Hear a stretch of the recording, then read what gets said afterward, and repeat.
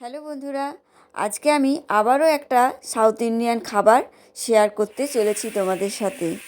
এর আগে একটা সাউথ ইন্ডিয়ান খাবার বানিয়েছিলাম, যেটা হচ্ছে ইডলি, আর আজকে বানাবো ধোসা। তো চলো আজকে রেসিপিটা শেয়ার করি, তোমাদের কেমন লাগলো অবশ্যই কমেন্টে জানিও। একদিন আগে সকালবেলা আমি চাল আর কলাইয়ের ডালটাকে ভালো করে ধুয়ে ভিজিয়ে রেখে দেব। 1 কেজি সেদ্ধ চাল, 250 কলাইয়ের ডাল আর 200 মতন আতপ চাল নিয়ে ভালো করে ধুয়ে ভিজিয়ে রেখেছিলাম। আর সন্ধেবেলায় সেটা মিক্সিতে ভালো করে পেস্ট করে নেব। আর আতপ চালটা দেওয়ার কারণ হচ্ছে যাতে ধোসাটা বেশ মুচমুচে হয় আর চাটুতে লেগে না যায়, সেই জন্যই আতপ চালটা দেওয়া। তো যাই হোক, চলো এখানে আমি সেদ্ধ চালটা একদম ভালো করে মিহি করে পেস্ট করে নিয়েছি, আর এদিকে কলাইয়ের ডালটাও ভালো করে পেস্ট করে নেব। এর আগের দিন কিন্তু আমি ছোট্ট করে রিল ভিডিওর মধ্যে জলখাবারে এই ধোসার ভিডিওটা দিয়েছিলাম। সেখানে এক বন্ধু আমাকে বলেছিল, দিদিভাই পুরো রেসিপিটা তুমি শেয়ার করবে যাতে আমি বানিয়ে খেতে পারি। এই রকম যদি কমেন্ট আসে তাহলে খুবই ভালো লাগে আর উৎসাহও বাড়ে।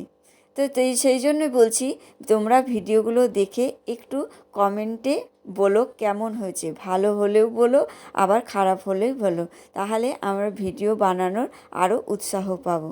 তো যাই হোক, আমার এখানে চাল কলাইয়ের ডাল বাটা হয়ে গেল, আর আমি এখানে একটু বেকিং পাউডার লবণ দিয়ে ভালো করে ফেটিয়ে ঢাকা দিয়ে রাত্রেবেলা রেখে দেব, যাতে কলাইয়ের ডাল দিলে কি হয় একটু ফোলে। সকালবেলা দেখো কতটা ফুলে বেড়ে গেছে কলাইয়ের ডালটা।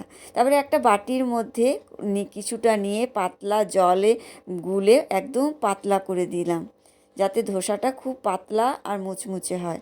আর এদিকে আমি আলুর চোখাটাও বানিয়ে নিয়েছি।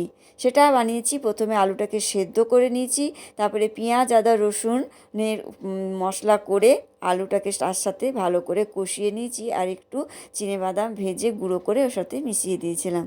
হয়ে গেল আমার আলুর চোখা। তারপরে আমি চাটুতে তেল ব্রাশ করে আমি পাতলা ব্যাটারটা ছড়িয়ে দেব পাতলা করে। যতক্ষণ না ভালো করে মানে চাটুর থেকে উঠছে ততক্ষণ আমি কিন্তু ওটাকে নাড়াবো না। তারপর চাটুর থেকে উঠে গেলে আমি কিন্তু তার উপরে আলুর চোখাটা দিয়ে ভালো করে মুড়ে দেবো ধোসার মতো। আর এখানে আমার চাটুটা হয়ে গেছে ছোট, লোহার চাটু, রুটি করা চাটু, তো তাই জন্য ছোট হয়ে গেছে। আর ধোসার চাটু আর একটু বড় হয়, কিন্তু সেটা আমার নেই, তাই জন্য এই অসুবিধা হয়েছে।